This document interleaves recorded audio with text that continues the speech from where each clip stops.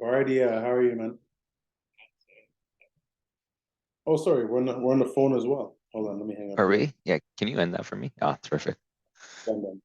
I literally have to keep my uh, phone plugged in as well, which is weird seeing my face here too. Oh, in two places? Yeah, exactly. Double the ugliness, brother. No, no, not at all. Not at all. Oh,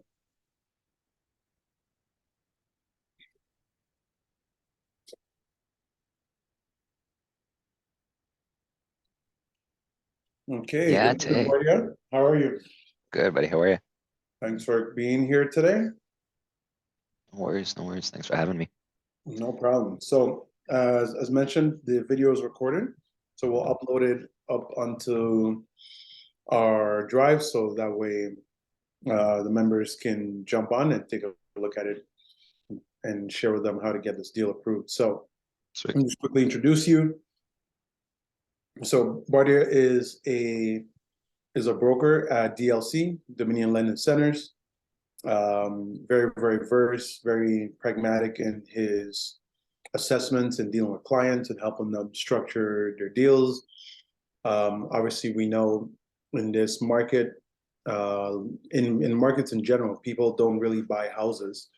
People buy payments. So knowing how those payments are structured over 20, 30, 40 years could be a real game changer, especially when we're looking at interest rates where they are and where they're potentially going. So, without further ado, I'm going to give it over to Bardia. He's going to discuss, what he sees, what he's seen in the market from the lending side, and things that we could do to just better position ourselves as realtors in terms of conversations that we're having, and also with clients and conversations we're having with clients as well. Okay, Bardia, over to you. Thanks, Mike. Like Mike mentioned, I am a mortgage agent with DLC, Mortgage Connection Inc. Mike and I, we've known each other for what, too many times now? It's been a while now, huh? So ideally, what I like to specialize in, guys, I am by no means a micro macro economist. I don't understand it well enough to actually give my opinion, so I kind of keep my opinion to myself. Rather, what I kind of do is mainly just look at people's situation and just assess it on an individual basis, right? I like taking a numbers approach, just kind of explaining it through a numbers approach. So our entire communication today is going to be through numbers and what kind of messaging you can give through these numbers, right? And I'll give you guys a few examples of what's happened for basically just what's happened in the market and the type of clients that I've seen, what I've done for a few of my clients, kind of help them weather out the storm. Everybody knows that your the economy's we can't predict which way it's going to go. Right now, it's a lot harder. I don't know if it's going to get worse. I don't know if it's going to get better. So let's just take a look at kind of what I've done for a few clients. And then from there, I'm going to give you guys access to um, another tool that I use a lot that helps me communicate really well with my clients. So just before I begin, here is a quick QR code, right? Feel free to pause this if you're watching the recording. Jump onto this, download the app because it is going to be helpful, right? It's not advertisement, but it's just something that you guys use, right? So Should I have it opened up right now as well? no, we're going to use it after, actually. Thank you. Okay. Thanks for clarifying. We're going to use it after this. So once you've been able to download it, that's why I put it up at the beginning, kind of if you can just scroll through it with your phone. Mike, I think you already have it. Mhm. All right. So that's perfect. So I'm going to give you guys the first scenario kind of, and I looked at. The reason I'm talking about this scenario in particular, because it has to do a lot with renewals, right? And exactly how people are impacted with these renewals. There are a majority of mortgages that people have refinanced when the rates were really low and locked in a really fixed rate. And a lot of the news that we hear about is the people that are on variable or if they're on adjustable rate mortgages.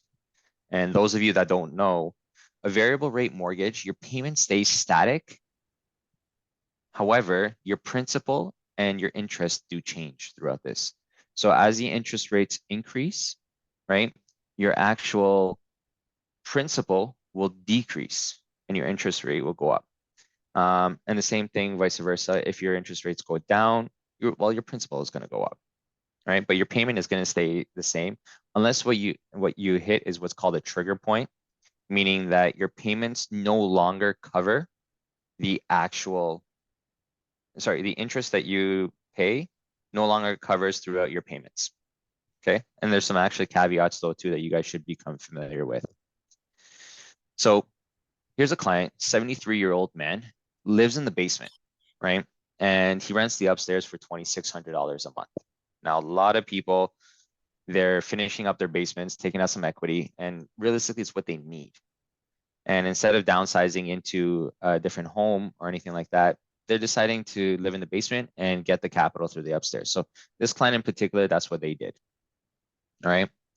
Now, back in 2017, right, this client purchased the house for $306,000, as you can see here.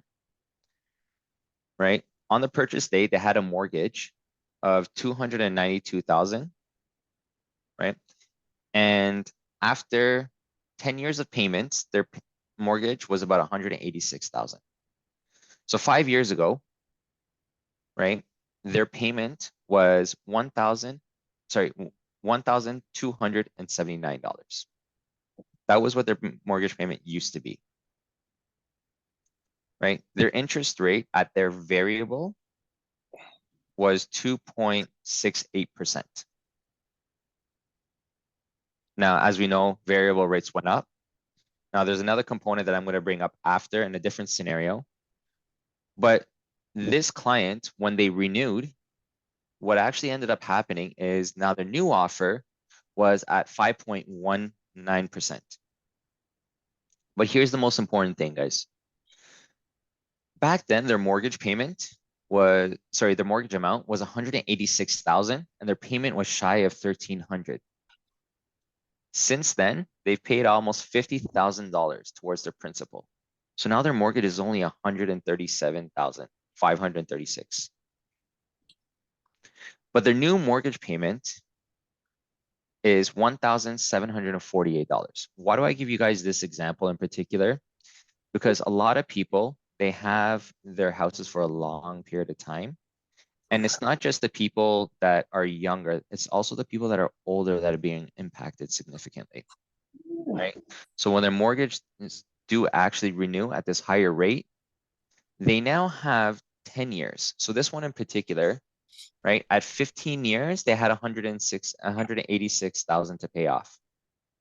Now, because they were originally on 25-year amortization, they only have 10 years to now pay off $137,536. So with the new interest, which is higher, and a shorter amount of time that you still have to pay off your principal, right? Their new payment would have been $1,748. This is where people get impacted a lot because normally this number would decrease, but now it's actually increased significantly. So there is a solution for this. And especially for a 73-year-old person, their goal should not be trying to pay off their mortgage and living. They should go enjoy the quality of life. That's my philosophy. This is what I tell my clients, right? Paying off your mortgage, it may not necessarily be a good thing. So when I looked at it, I said, okay, if I factor in the breakage fees, which there are none in this, it's only real estate fees, lawyer fees here that I would have to do. I put in about $140,000 mortgage. Now I re-amortize. Yeah. Just a refinance? Yeah. So we refinanced their actual mortgage. Okay. Okay. So now I've brought it from 10 years to 30 years. Okay. Okay. This gentleman in particular at 73 years old, in 10 years time is going to be 83. And what's the point of having no mortgage at 83? Right? Because keep in mind, he's still making rent on the upstairs. Gotcha. Okay. Yeah. So the new mortgage payment, when I re-amortize, even though it was at a higher interest rate, it was prime minus 0.2, right? The payment was only $876 a month compared to what he would have been paying, $1,748. Okay. There's a difference of payments about $872. a month that that person wouldn't have to pay out. And it comes down to affordability, guys. So yearly savings for this one individual is about $10,464. So the most important takeaway in today's economy of what I think, right? And this is my own opinion, it's managing your payments more so than anything else. And that's where you actually extend out the amortization. It would actually help. And this will lead into specific other scenarios I'm going to be talking about as well. Right? Okay, so and I guess for this individual, because they're collecting income of $2,600 a month. They're already, I mean, let's just assume property taxes and you know, yeah, we don't know what the full property tax amount is, but 2,600 a month subtracted from $876 mortgage payments. I mean, they're netting a greater amount of income from the rent. So they may be netting $1,900, plus they have $140,000 in cash that they can invest and do potentially other things with, or maybe further improvements to their house to increase the value. Is that kind of the strategy behind scenario one?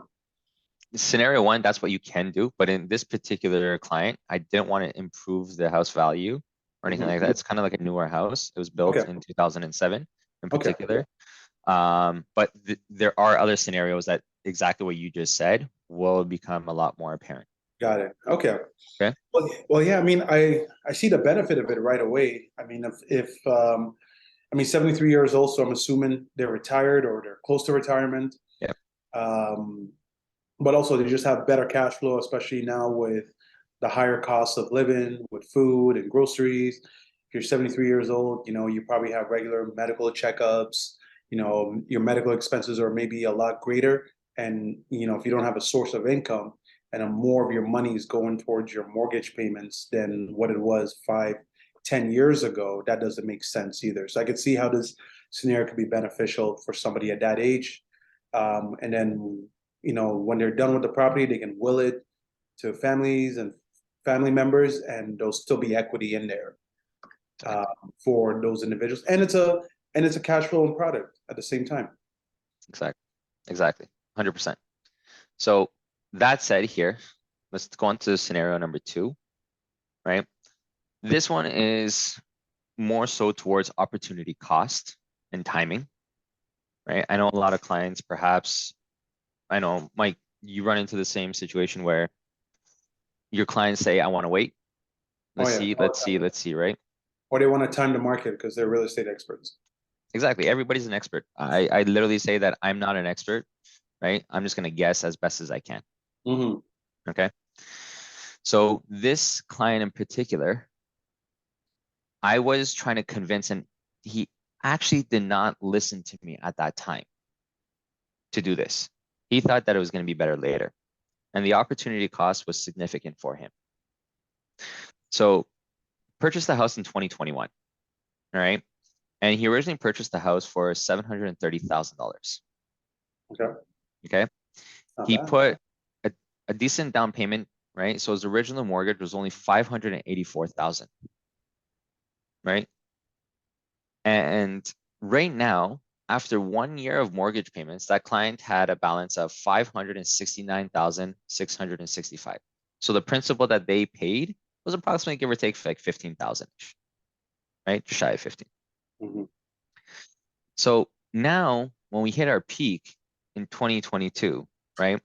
Now I didn't do a full appraisal yet.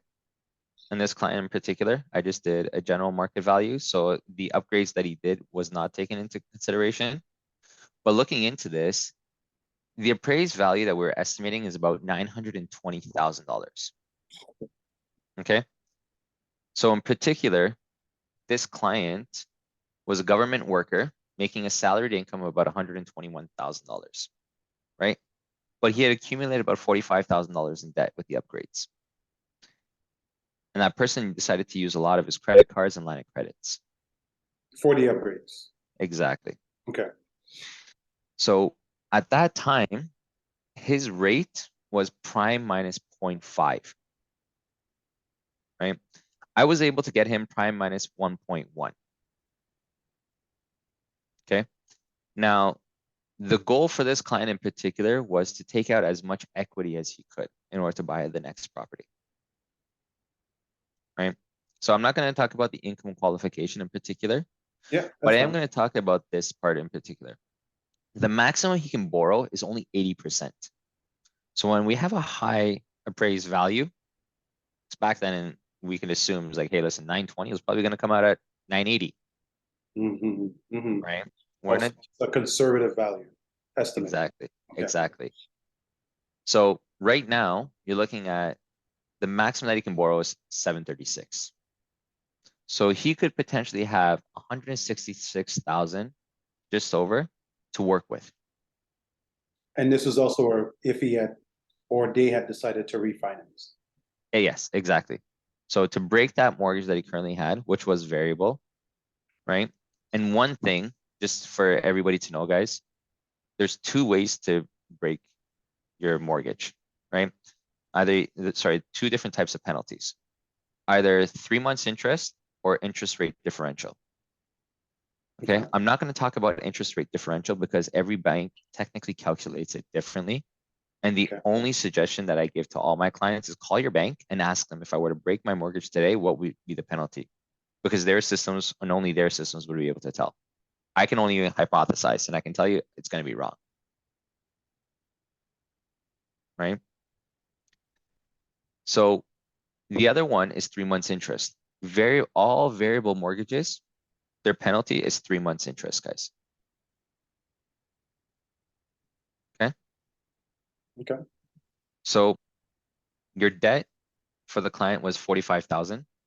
Now, however, in today's market, the house price dropped to 815,000. It's still higher technically than what he originally purchased it for, but now the refinance capabilities are less. So Now the you like max, actually $50,000 in terms of opportunity right now if you're exactly. financing and trying to wait. So when individuals talk about wanting to wait, and we don't need to go into specifics for this particular client, Mhm. um, what is typically, or maybe we can talk high level about, why the wait-in scenario is counterintuitive. Obviously, we can see that values change very quickly, rates change very quickly, and now they've lost their opportunity. So, what was it that was stopping this particular client to get across that finish line? Because I'm sure individuals like myself and the agents that will be watching this as well, we come across clients and we don't really know how to push them over the line to say, hey, this is the timing for you to get this done. And I find sometimes when individuals get into a roadblock, maybe from a lender requirements or maybe documentation that lenders are requesting, they maybe freeze up. So what would be something agents could do to help their clients and maybe even themselves not lose out on that kind of opportunity cost? Um, so really simple. And what I say to my clients is this, you can only ever refinance up to 80%. Okay. So if your house is valued at 1.5 million, you can borrow 1.3. If your house drops to 1 million, right? Sorry, 1.2, I apologize, right? But if your house drops to 1 million, you can only borrow 800,000. Yeah. Now, specifically, in particular, guys, when you borrow this money out and you have access to it, if you don't spend it, you can always put the money back.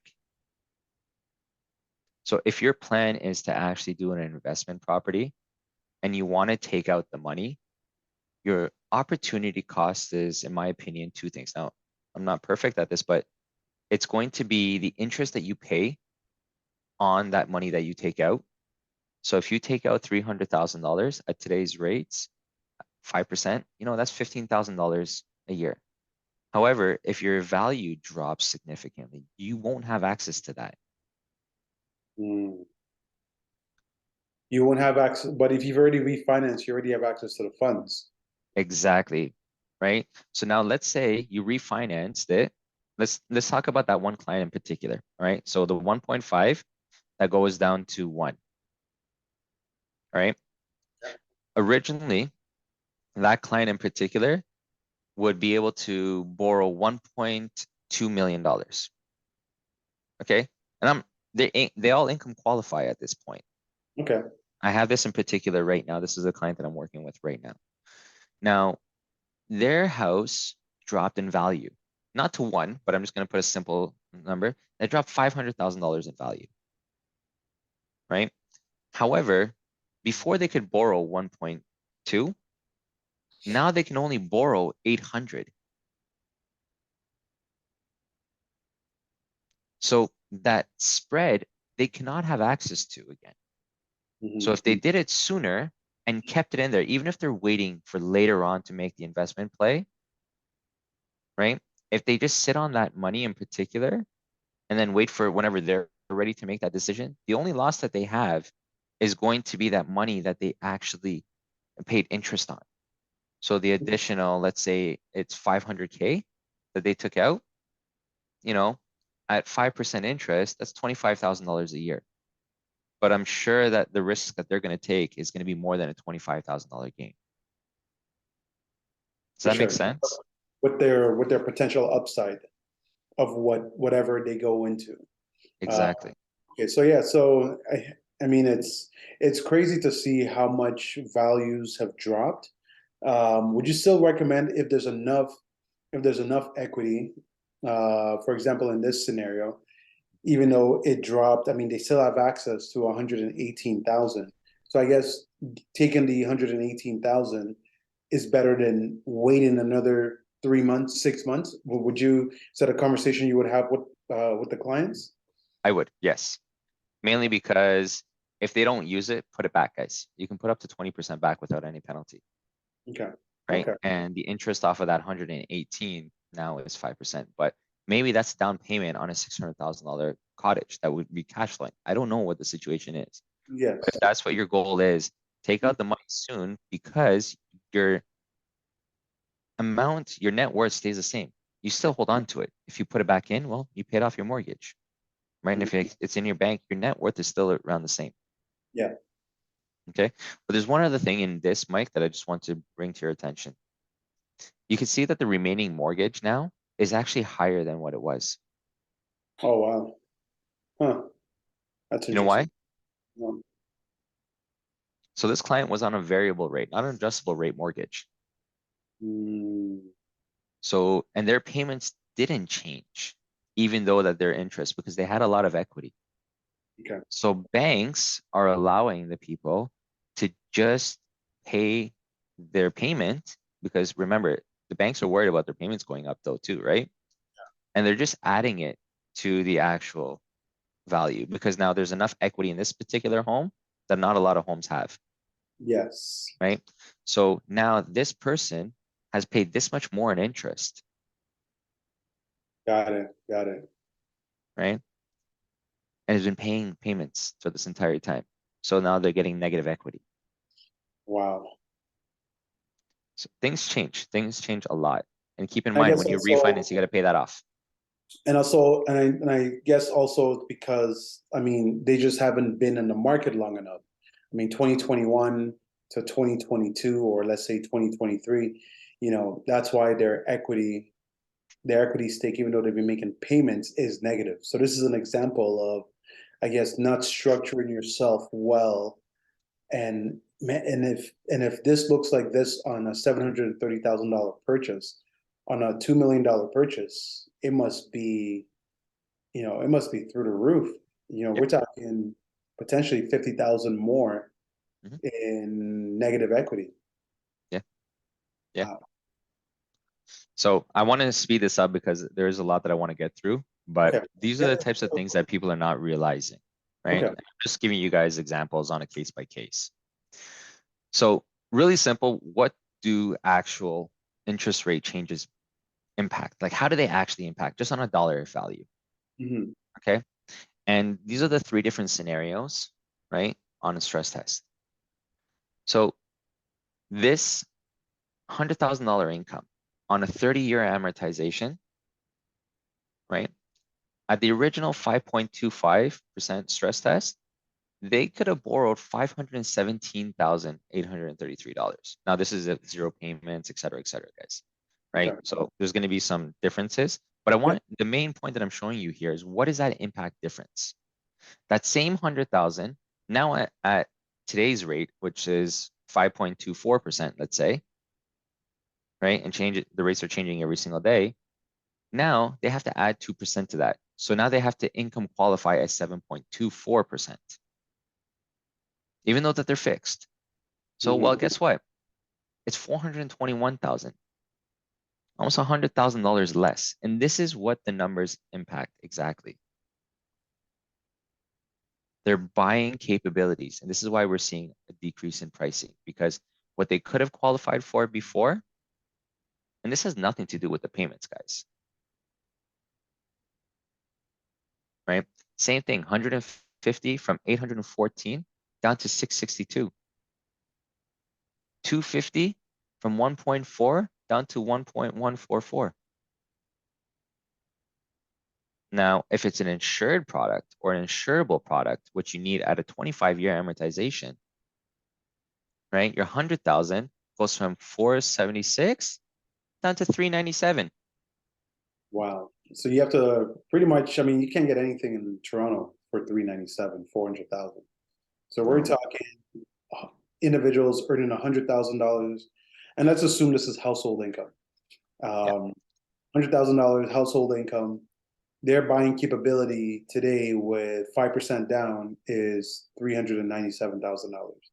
Well, the 5%, so this is the mortgage value in Yeah. particular, right? So this is not including their down payment. If they had a $200,000 down payment, well, just add Yes. $200,000 to this Yes. in particular, Yes. right? But this is how it's really impacting. And this is what, just to give you guys context of what does the actual stress test difference mean? Well, this is why, the joke used to be, the stress test has everybody stressed out, and that's exactly why. Losing Yeah. 20% off your qualification, Yeah. 2 basis point increases. My bigger fear is not just income qualifying, it's people actually having to pay that high increase. Mhm. So keep in mind at 5.25, they weren't paying 5.25% interest. They were Correct. qualifying. They were paying maybe 2.5, 3. Yes. So their daily living expenses were based off of 2.5 and 3. Mhm. Now it's at 5.24. So that's the actual real stress, in my opinion. But again, this is a stress test, right? Yes. How much can somebody withstand? Now we'll So, see what happens. question: Do you see the stress test potentially being removed in terms of qualifications? Because I mean, the whole idea about the stress test, and I commented about this a few days ago, was in the event that interest rates were to rise to 5% plus, we want to make sure the economy is strong enough and can withstand. So in hindsight, the stress test actually did what it's supposed to do when it was first introduced in 2018, which was in the event that interest rates rose to 5% and plus, could people manage and make payments? Now today that interest rates have risen to 5% plus, is the 7.24 that we're stress testing, is it because of a fear that interest rates could potentially hit 7%, or just something that is already in place and they don't want to change it?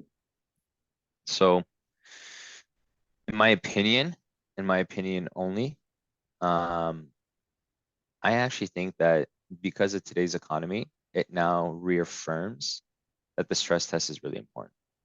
And I think that it actually strengthens it, Yeah. Oh, right? okay. Because Okay. the whole concept is what if rates were to increase from what they are today? What can they increase? Now we have seen, right, that it can increase. So that stress test, in my own opinion, and again, I don't know, is that it's going to go higher. I was talking to another lender and a big lender just last week. He's like, things are going to get harder actually. And now it's not just qualifying based off of the numbers. They're actually really looking at the deal if they want to approve it though too. And that's something I'm not going to get into in today's talk. Mhm. But just because the numbers work, which before is like, hey, the numbers work. Okay, this works, this works, good. Now it's, well, just because the numbers work, I'm more worried about this person now having two mortgages. Now I'm more worried about what's their overall stress, not just a stress test. I don't want to allow them to take out equity from here and put it into this. Now they're becoming a little bit harder and harder. So as time gets more and more difficult with the mortgages, right? I can really see that the lenders are going to start pushing back. Like Scotia, for example, they used to fight tooth and nail to keep their clients, right? Now they have the highest rates. It's like they don't even want the mortgages. Wow. That is interesting. A bank that's not interested in lending. That's the scary part. So again, I don't know. I don't want to speculate, but I do wholeheartedly believe in this like inverted, like when the bond yield, which dictates what the fixed rate is. So for clarity, the bond yield, sorry, I The apologize. the 5-year fixed rate, right? Yeah. So bond yields in particular, not just the 5 year, it's all fixed, All right? fixed? Yeah. So the bond yield dictates what the fixed rates are, right? And the overnight rate, which is the Bank of Canada announcements that happens 10 times a year, dictates the actual variable rate mortgage rates. Okay. Okay. So typically, right, you're seeing right now is like our overnight rate is about 4.5%. Mhm. They banks at about 2.2%. So their prime is going to be 6.7%. TD is the only one that's a little bit different, right? Their prime is at like, I think 6.85. That's why whenever people see a higher discount, it's actually TD's working differently, Got it. Okay. right? And so that's why they typically say prime minus. Well, I don't need to make 2.5%. I'm going to make 1.5%. Mhm. Mhm. So that's the whole concept here. So now I'm going to give you prime minus 0.7. So the bank is going to make 1.5% Got it. off of doing absolutely nothing. But hey, who knows? Mhm. Scenario four, and this is something that is really, really important for you guys because this is really going to impact your deals. And it's what does falling short on an appraisal really mean? So a lot of the times, and this is back in the day, there was a period of time that a lot of appraisals that people had closed pretty much and everything done. The prices dropped so significantly that the banks actually withdrew their commitments.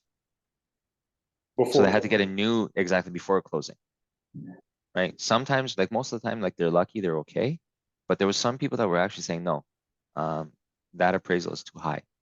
You paid 1.9 million, the appraisal is now 1.4 million. And you got to come up the difference. And it's very simple. Purchase price, remember, mortgages, 80%. Now, insured mortgages are a little bit easier. They typically don't require an appraisal. So if you're buying a house under $1 million at a 25-year amortization with less than 20% down and you're paying that tax, Mhm. right? You're gonna probably gonna avoid the appraisal. Really rarely does that happen.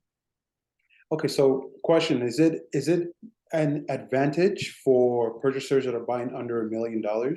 So I'm talking for investors, because typically investors have to put 20% down. Could an investor opt to put less than 20% down so that way it's insured and then the deal can get approved and then that way the lender has insurance in case of defaults? Is that something you would advise investor clients to do? So typically on a rental property, it cannot be insured, right? So you need a 20% down. Okay. But let's say they move from one property to the next property, right? The original property would have had mortgage insurance. It's okay, that stays with it. Now they get into the new one. So then they can buy mortgage insurance again for this new house. And it Got actually, most of the times when you run the numbers, it makes sense to pay the mortgage insurance because they give you the lowest rate, right? Because the banks are insuring this. So the banks are giving you the difference. To give you guys a quick example is, let's look at the variable. On uninsured, it could be prime minus 0.4, but on an insured, it could be prime minus 1.1. That interest rate difference in about 5 years pays for itself. Mhm. And going forward, when your mortgage renews, if you don't refinance, you're always going to get the best rates. And you're gonna have more cash in your pocket because you're not putting 20% down. Exactly. Exactly. And that's where it becomes different because like a lot of the times, like if you buy a house over $1 million, you're gonna have to put $200,000 down. But if you only have $100,000 in equity, well, you're gonna need to put down less, That's right. right? And now you have to income qualify. The other component of it is you can get a secondary home as well, right? You're allowed to have a secondary home as well, right? CMHC, Genworth, not which is now Sagen, right? And Canada Guarantee, they allow a second home in order to be insured, Okay. right? A second primary residence, you mean like a cottage home? A second home, yeah. It could be a cottage home. It could be an up north home. Let's say, for example, their house is in Newmarket, but they work downtown Toronto, right? Yeah. Because of the commute, I want to say, you know what? I'm sick and tired of this commute. So somebody's going to buy a condo in downtown Toronto and have a secondary home. Well, if the ratios work, they can go ahead and do that. Oh, that's interesting. So Yeah. they can claim both as primary, well, they can, One's a they, primary, one's a secondary, but they're actual just their home they so live that in they can both. have that. Exactly. I know a couple of people that actually do that. They'll move down, but they might do it seasonally, so they'll live in an area for 3 months or 6 months and then move back to their other area and go back and forth between primary and secondary in that way. Exactly. And then like if you change your job in 6 months or a year or 2 years, 3 years, and your circumstances change after the property is closed, well, you're not going to lose that mortgage insurance, Hmm. right? At that time, your specific scenario is you needed a secondary home and you qualified for that. Okay, so this sounds like it's case to case, and what your intention is really matters. Exactly. Exactly. So here's the actual difference, guys. At 1.5 million, you needed a down payment of $300,000 only. If your appraisal comes in at 1.33 million, well, your down payment is 266, but now you have to come up with the difference too. Oh boy. So now you actually need, instead of 300,000, 436,000. And that's where people were really feeling the pain to come up with an extra $136,000 difference. Oh boy. So I guess this is more common if you have a long closing. If you have a 90-day closing, markets could drastically change within those 90 days. Now, in a 30-day closing, this scenario could happen, but not likely. Is that fair? It's fair, but this is why, like our deals that we work on together, I'm really advocating for a condition of financing, Yes. right? That condition of financing, this is why a lot of people today are literally pushing for a condition of financing. Hmm. Because until that appraisal comes in, right? Even if you income qualify, everything is perfect, that appraisal can throw everything up in the air. Yes. Now, in a scenario where you have a condition of finance is typically 5 business days, 10 business days max.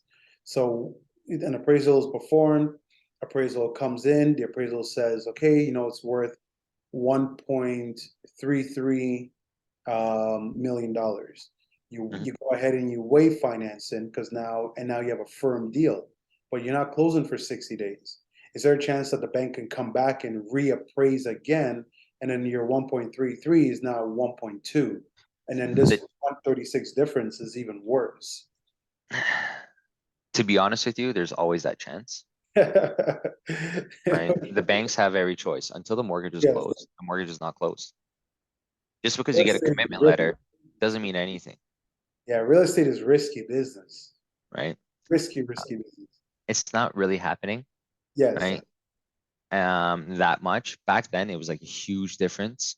So, and then they had like a 4 month closing. They paid 2.2 million and the house is only worth like 1.3 million. Like just because the bidding war allows it. This is the Mhm. realities that people are having to face, right? And they had to walk away from $300,000 deposit or $400,000 deposit because, but then they get sued for the difference. Yes. Yes. So that's another can of worms. Yes, it It's is. just be conscious of really making sure that the value is there, Mhm, right? When you're purchasing, because it really, I don't care. Like I can't say what a home is really worth, mhm, but the appraiser can. mhm. And and I think it's very important for realtors in general to really understand these types of risks as they go into deals, because a lot of times professionals, whether it be lenders, brokers, lawyers, appraisers, real estate agents, everybody has their cap that they put on.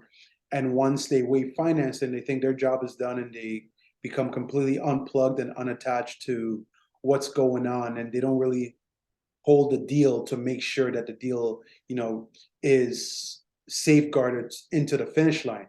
But I guess knowing that these landmines do exist, and just it's a good reminder to do extra due diligence on the properties that you're bringing your clients into, looking at the area as a whole, looking at the trends of the area as a whole as well, so that way you can do the best, because also the seller's also pissed off because they're not going to get the money that they want, and now they have to go into a potential lawsuit, or potentially go and relist the market, adjust their prices, or maybe the seller already bought another house and they're dependent on this funding to be able to buy their other house.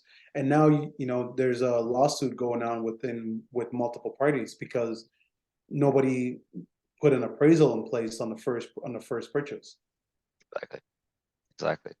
And the seller is the least stressed out in this because they know at least they can sue. That Yes. buyer is feeling the pain, Oh yeah. Well, they've lost $300,000 already. at least plus a lawsuit. Okay. Well, thanks for So scaring us into reminding us to always put a finance condition into our clauses. please, specifically right now, guys, like just, it's really important. And I know, Mike, you and I have like, Oh yeah. we've talked about that back in the day, but like now it's like standard nature for us to be like, hey, I don't even have to tell you. Oh no, The no. financing, I have this many days. You're only coming up and telling me now is like, okay, how many days do I really have? The good Correct. news is there's a lot less deals, so appraisals are done a lot faster, Yes. right? So that's the best side. Before, when things were crazy, sometimes appraisals used to take 3 weeks, Yes, yes. Well, the right? appraisers couldn't even get out on time within a 10 days. So you just had to, you know, waive it without really the appraiser coming out and hope that the market doesn't change, which is what happened in early 2022. Exactly. Just this last one, because I do really want to show you the app. It's really Okay. cool. Like I Well, use we, it. we still have about ten minutes and a little bit of change. Awesome. So this last one, I want to show you the difference in particular when you consider using a line of credit for a down payment Oh, or actually refinancing the mortgage. And what do the numbers actually look like? well, this sounds familiar. Yeah. So, um, in particular, when you're looking at something, you just want to calculate, well, what would actually be the difference? And that person that's borrowing the money on the line of credit, they have to pay the money, Yeah.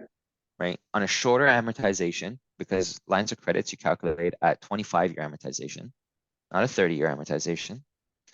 But then you also have to pay a higher interest rate because a lot of the line of credits, remember, it's prime plus.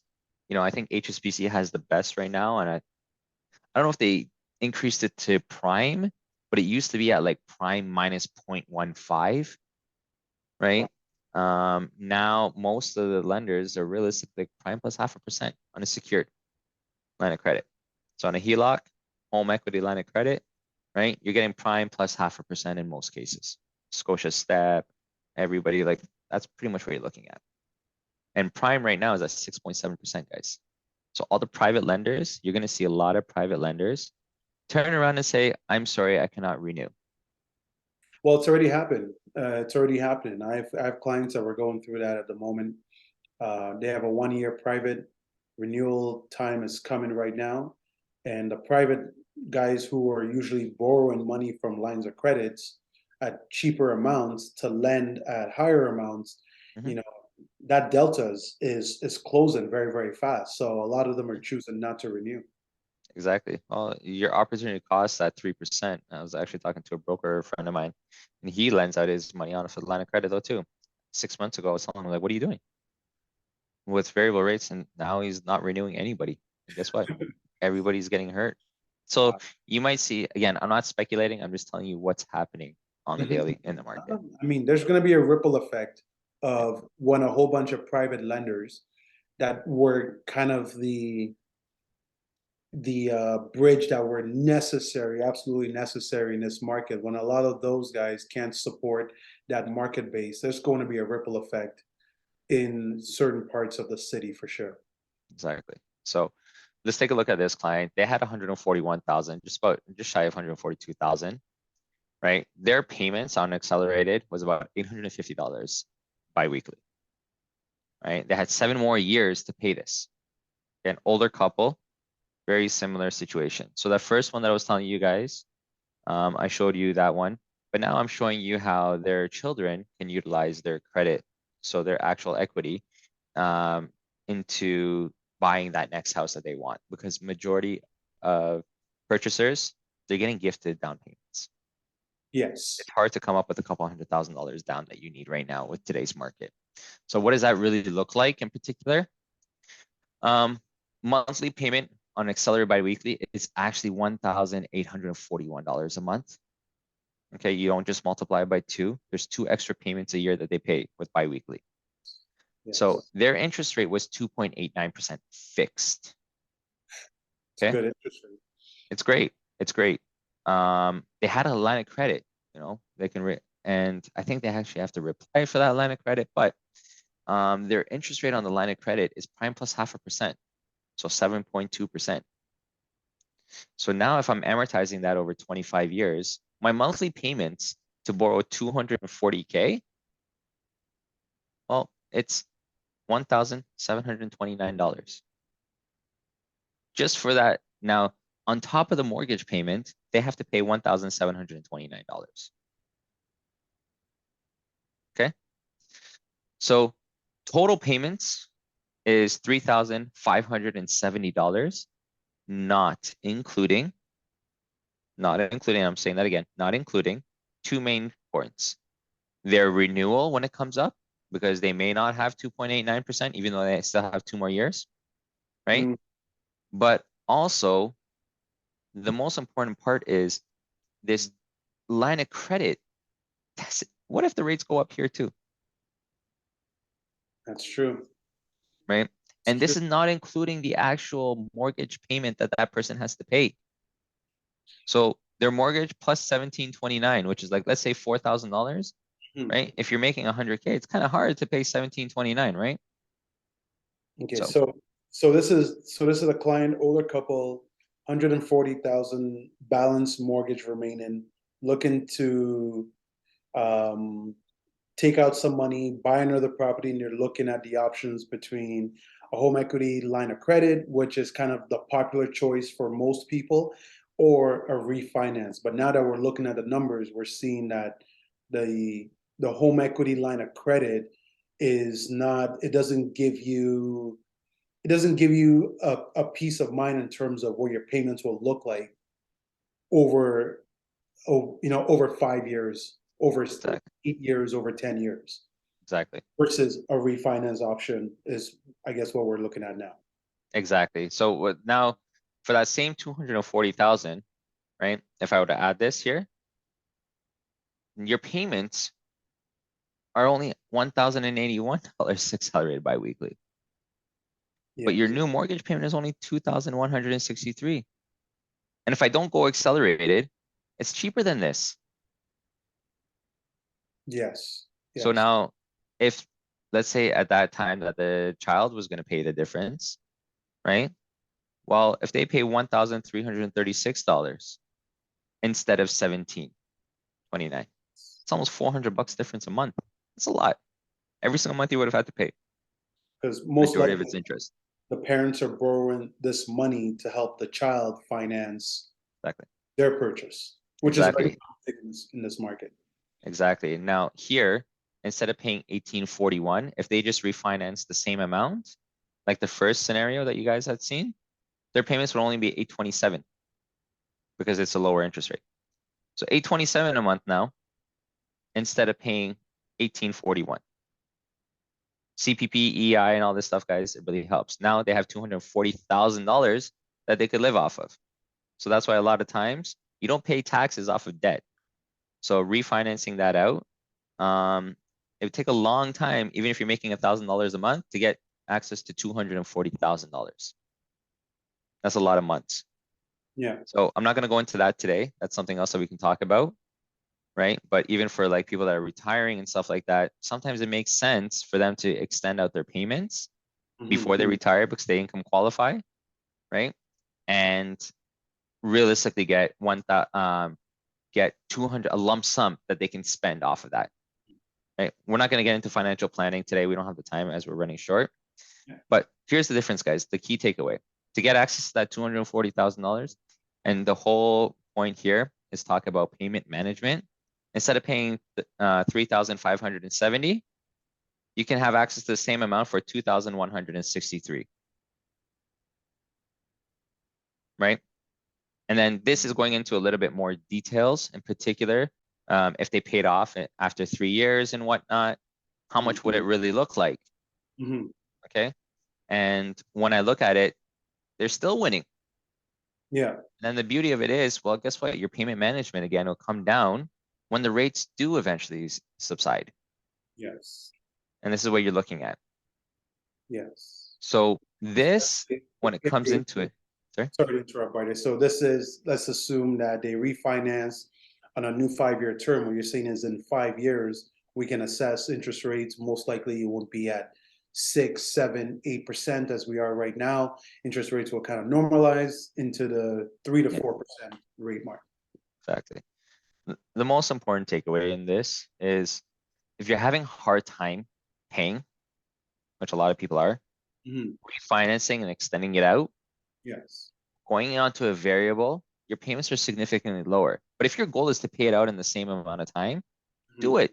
Refinance again and shorten the amortization and then pay higher. But worry about the interest. So that's the main takeaway here because it comes down to payment management and it's just weathering that storm. Okay. And that's that. I know we don't have a lot of time to even go through the app. No, we have a few minutes if you want to just maybe highlight I do. how to use it. Yeah.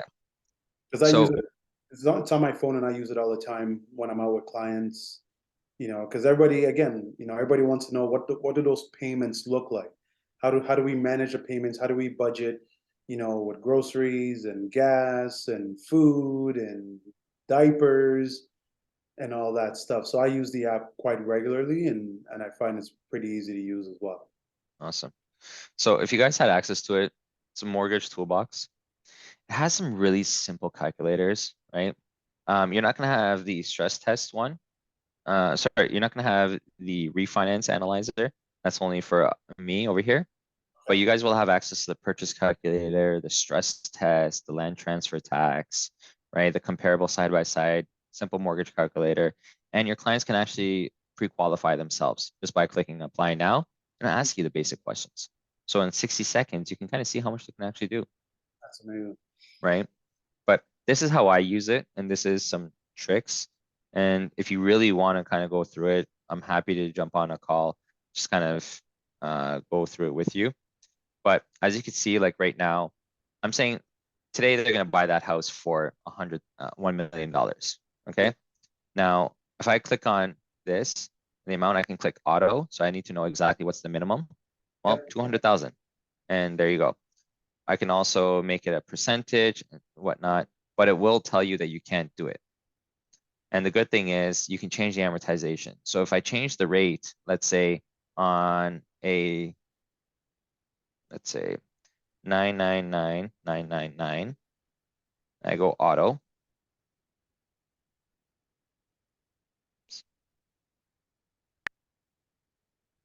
What? I can put down. Oh, that's why, sorry. I'm putting it at so here you go. Now if I click auto, it'll change the minimum amount that they have to put in. Right? So you can only do insured 25-year amortization. Right? Now I can bring down the rate to, let's say, 4.89. Okay? On a 5-year fix, 4.89. and now I qualify less. Most people have to go into a fixed because the variable, they don't qualify for that.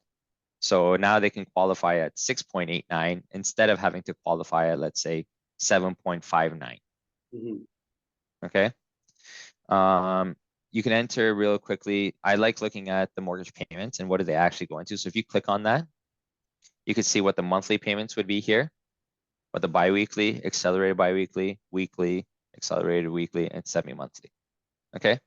The good thing is when I actually click on it, let's say, and I look at the amortization graph, I like looking at the numbers. So I'll look at after 5 years, how much is paid in interest. Or if I click on the 5 year, right? How much is paid towards interest and how much is paid towards principal. So pretty much at the end of 5 years, you pay your house off and you buy the bank a house. Exactly. And then maybe the bank's owner like 6 houses too. I don't know. Yeah, the banks own 6 houses at the end of your amortization period. Exactly. Exactly. So that's why they always say 70-30 rule. I'm not going to get into the graphs. I never look at the graph to be honest with you, but I love looking at these in particular. This is what I use. And this is how I like to do it. And like if I adjust the rate to say 5.5%, right? I can exactly see what it would do automatically, right? Yeah. The most important part here is that I like as well, the closing costs. Okay. So the purchase price, land transfer tax, while you look at it, if I click on land transfer, is it in Toronto? Yes. Okay. Do they have first time home buyer? Done. They don't have first time home buyer. You could see, and it'll help you just give you, it's not ever going to be exact. Your lawyers are the only ones that are going to be able to get the exact, but it's very accurate. Okay. So final adjustments. And now you can kind of say, if I have a rent, how much is it really going to be? I can put in my closing costs. I can put in legal fees. Always put in about $1,500 minimum for legal fees, guys. Right?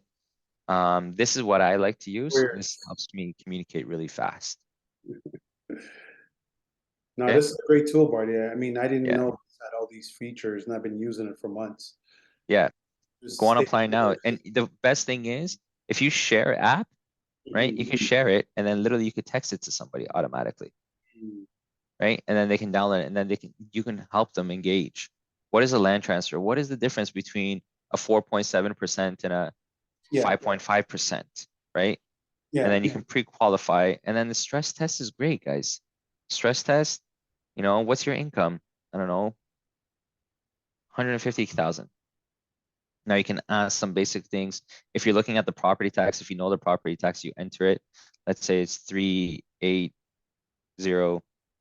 right? It should change a little bit. Sorry. It's That's a big property tax amount. Yeah, sorry. Adjusted a little bit there. Condo fees, if I put in condo fees of let's say 350, right? It impacts it a lot. Heat, I'm gonna bring it to 0 because heat's included, right? And then the rate, what is the rate? 4.89. I do it. You can kind of see what's happening. If I change it to like a 30-year amortization at a People are getting poor. 5.5, pardon me? People are getting poor every time we add. Exactly. Exactly. So This is a highly recommend this, guys. great tool, and we can share these with clients directly, right? Yes, exactly. Exactly. Perfect. Well, Bardia, thank you so much. This has been insightful. It was good sparring with you. I know you and I spar like this quite often It's fun. when we deal with clients, and that was part of the intention of having you come and share these scenarios, because this is how Bardia and I go through all our deals and all our scenarios. I call them and I say, hey, I want you to give this client a home equity line of credit of 200,000. And then he calls me back and he says, that's a stupid idea. Here's what I would rather do. It's better for them to do this instead of this. And here's why, because here's what the numbers dictate. And that's what I really appreciate about the way you take your approach to business and the way you take your approach with the clients is you're looking at not just what's in the best interest for the clients now, but you're thinking about what's going to happen when renewals come and when this scenario that you didn't think about really comes, and can you manage that and so forth.